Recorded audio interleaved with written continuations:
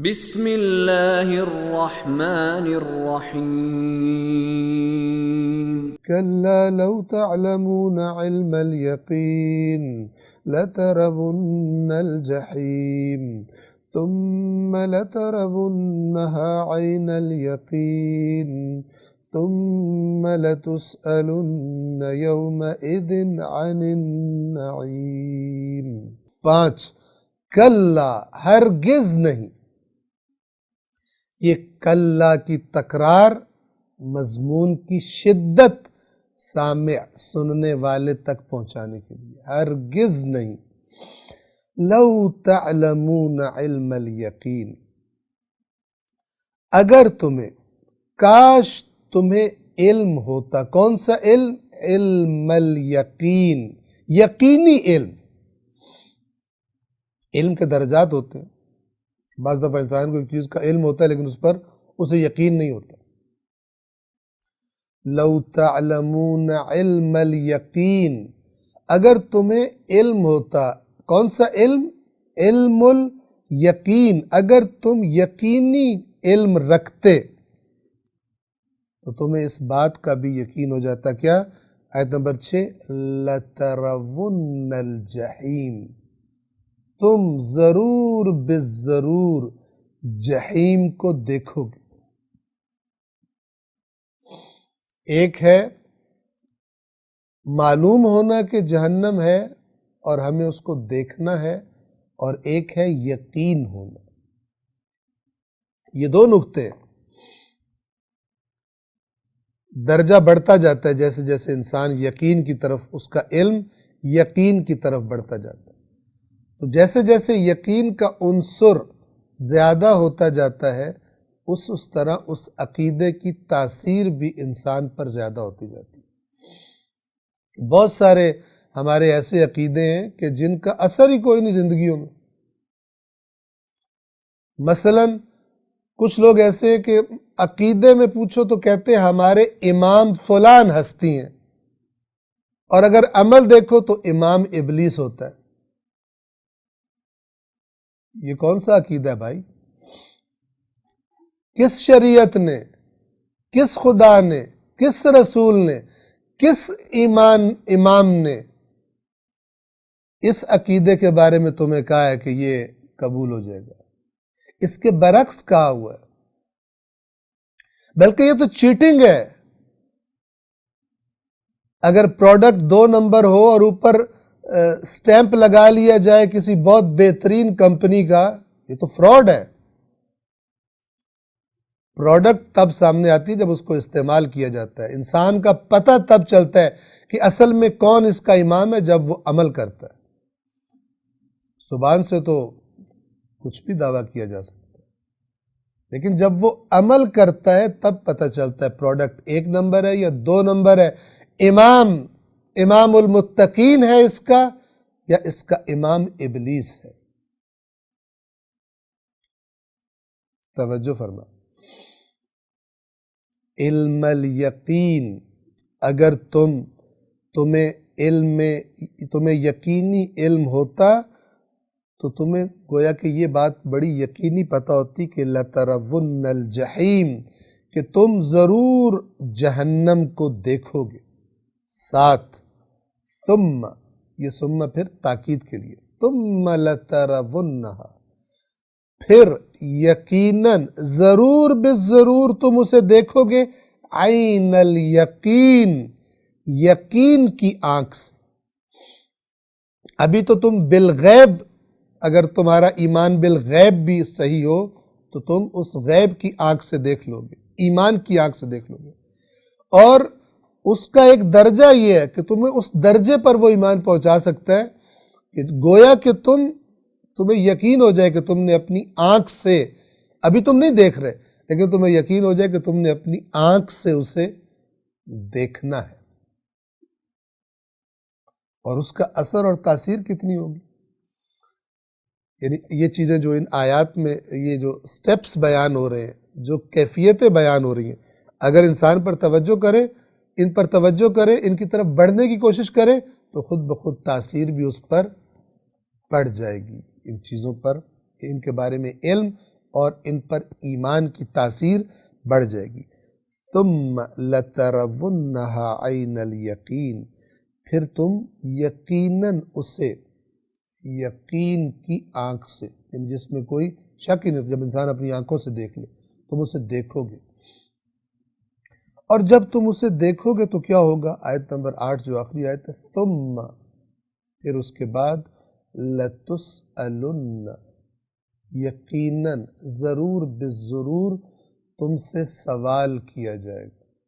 کس کا سوال کیا جائے گا؟ یومئذ، اس دن، یعنی جس دن تم اس کو دیکھو گے قیامت کو، اس دن یقیناً تم سے سوال کیا جائے گا عن النعیم، اللہ کی نعمتوں کے بارے میں، دنیا میں جو نعمتیں تمہیں عطا ہوئی تھی۔ توجہ فرمائیے، سوال ہوگا نعمتوں کے ساتھ تم نے کیا رویہ رکھا۔ اگر کسی کو دنیا کی نعمتیں کم ملی تھیں، مال کم ملا تھا، ظاہر ہے جتنا ملا تھا سوال بھی اتنا ہی کیا جائے گا۔ جس کو دنیا کی نعمتیں زیادہ ملی تھی، مالدار تھا، صاحب جائیداد تھا، بڑی پراپرٹیز تھی اس کی، اس کو جو کچھ ملا تھا اس کے مطابق اس سے سوال کیا جائے گا۔ کسی کو اگر کوئی بہت بڑا عہدہ ملا تھا اس کا سوال کیا جائے گا۔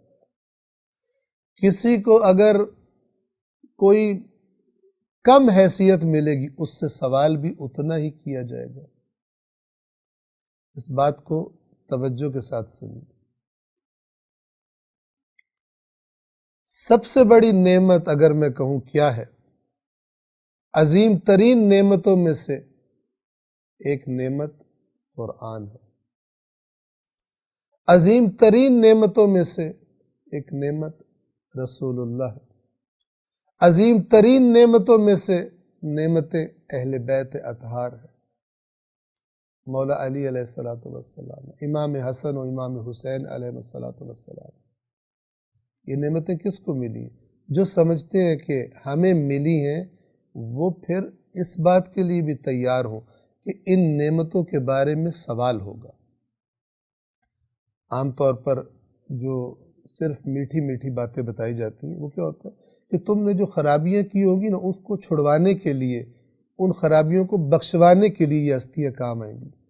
لیکن اگر یہ ہستیاں نعمت ہیں کہ ہیں اور کائنات میں ان سے بڑی نعمت کوئی نہیں ہے تو پھر اس نعمت کے بارے میں بھی سوال ہوگا۔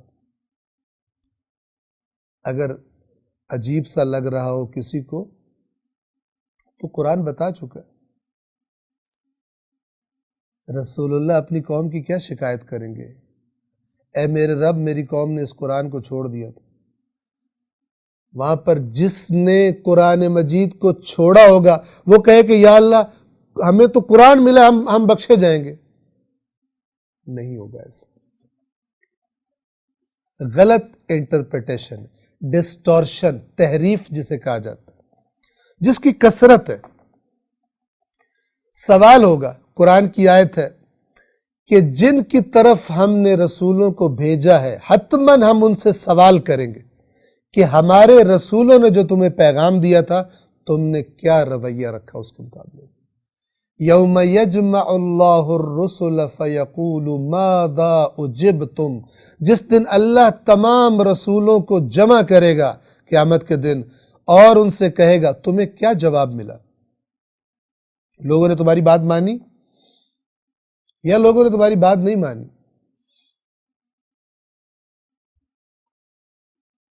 جب یہ نعمتیں ہیں، جب قرآن نعمت ہے، جب رسول نعمت ہے، جب اہل بیت اطہار نعمت ہے، تو اس نگاہ سے بھی سوچئے جس طرف سے قرآن ان نعمتوں کی اہمیت کی طرف توجہ دلواتا ہے۔ عام طور پر کیا کہا جاتا ہے؟ عام طور پر صرف یہ کہا جاتا ہے کہ کیونکہ ہم ان ہستیوں کو مانتے ہیں لہذا ہمیں بڑی کنسیشن ملے گی، آگے ملے گی، لیکن قاعدہ ضابطہ ہے اس کا، اس کی طرف بھی قرآن نے اشارہ کیا ہوا۔ شفاعت، لیکن شفاعت کا ایک باطل تصور ہے جو قرآن نے بتایا ہوا۔ وہ شخص کہ جس کا عمل ان ہستیوں کی تعلیمات کے خلاف ہے، اس کی شفاعت کیسے ہوگی؟ پوچھا جائے گا ہم نے تمہیں حسین علیہ السلام جیسا رہنما عطا کیا تھا، تم اس گھر میں پیدا ہوئے جہاں تمہیں حسین کو ڈھونڈنا نہیں پڑا، تمہیں بچپن سے حسین حسین حسین بتایا گیا، تم نے بچپن سے سنا حسین نے قیام کیا، تم نے بچپن سے سنا حق کی خاطر، دین کی خاطر جو اللہ کی حدود کو پامال کر رہے تھے ان کے خلاف اٹھنے کی خاطر حسین نے اپنا سب کچھ قربان کر دیا۔ اب تم بتاؤ کہ تمہیں اتنی بڑی نعمت ملی تھی، اتنے بڑا رہنما تمہیں دیا تھا، تمہاری زندگی پر اس رہنما کا کیا اثر ہے؟ لَتُسْأَلُنَّ يَوْمَئِذٍ عَنِ النَّعِيمِ، یقیناً حتماً تم سے نعمتوں کے بارے میں سوال کیا جائے گا۔ جنہوں نے فالو کیا ہوگا ان کی کمی بیشی دور ہوگی شفاعت کے ذریعے سے، لیکن جو فالو ہی نہ کرے، اپنی دنیا کے میدان میں اس کا رویہ، اس کی حرکتیں بالکل اسی طرح ہیں جو اس کی ہیں، جس کا حسین سے کوئی تعلق نہیں، جس کا رسول اللہ سے کوئی تعلق نہیں، جس کا خدا سے کوئی تعلق نہیں، تو انسان اپنی حرکتوں سے اپنے امام کو ڈیسائیڈ کرتا ہے کہ کون ہے میرا امام، نہ کہ اپنی زبان سے ڈیسائیڈ کرتا ہے کہ میرا امام کون ہے۔ کتاب اصول کافی، کتاب الکفر والایمان میں امام جعفر صادق علیہ السلام کی حدیث ہے، اس کا ایک حصہ یہ ہے کہ بہت سارے لوگ ایسے ہیں کہ اگر آپ مومنوں سے پوچھو گے تو وہ کہیں گے یہ مومن ہے، کیوں؟ اس لیے کہ وہ ظاہر کو دیکھ رہے ہیں، جبکہ اللہ کے پاس وہ کافر لکھا ہوا ہے۔ تو یہ فرامین اہل بیت بھی تو بیان ہونے چاہیے، ان کو کتابوں میں دفن تو نہیں رہنا چاہیے نا۔ صرف خوشخبریوں والے فرامین سنائے جائیں اور خبردار کرنے والے نہ سنائے جائیں تو یہ تو خیانت ہو جائے گی، اور اس سے بڑی خیانت اور فراڈ کون سا ہوگا جو انسان کی ابدی زندگی تباہ کر دے۔ 30-40 سال کی دنیاوی زندگی میں اگر کوئی فراڈ ہو جائے کسی کے ساتھ، وہ بھی بڑا تکلیف دہ ہوتا ہے کہ 30-40 سالہ 50 سالہ زندگی دنیا کی خراب ہو جائے، کسی کے ساتھ فراڈ ہو جائے، اس کا مال لوٹ کے لے جائیں، لیکن جس کے ساتھ اس کی آخرت کا فراڈ ہو جائے، اس سے بڑا بد نصیب اور بدبخت کون ہے کہ جس کو موت کے بعد پتہ چلے مجھ سے فراڈ کیا گیا، جو مجھے بتایا گیا وہ حقیقت نہیں رکھتا، مجھے صرف میٹھی میٹھی چیزیں بتائی گئیں اور بہت سارے حقائق مجھ سے چھپائے گئے جس کی وجہ سے نتیجہ غلط نکل آیا۔ اسی لیے حدیث ثقلین کی طرف ہماری توجہ کروائی گئی ہے کہ اللہ کے نبی نے فرمایا میں 2 قیمتی چیزیں چھوڑ کے جا رہا ہوں، قرآن اور اہل بیت۔ یہ قرآن صرف نام لینے کے لیے، خانہ پوری کے لیے، سارا فوکس ایک طرف ہو جائے گا، غلط ہے۔ اگر اہل بیت کو چھوڑ دینے والا، اہل بیت پر ستم کرنے والا، اہل بیت کو تنہا چھوڑ دینے والا، ان سے مربوط نہ رہنے والا اگر ظالم ہے اور گمراہ ہے، تو اسی طرح بالکل اسی فارمولے سے قرآن سے رابطہ نہ رکھنے والا، قرآن کو مہجور، قرآن کو ترک کر دینے والا، قرآن نہ پڑھنے والا، قرآن مجید میں غور و فکر نہ کرنے والا، یہ بھی اسی طرح ظالم اور گمراہ ہے۔ اللہ العلی العظیم۔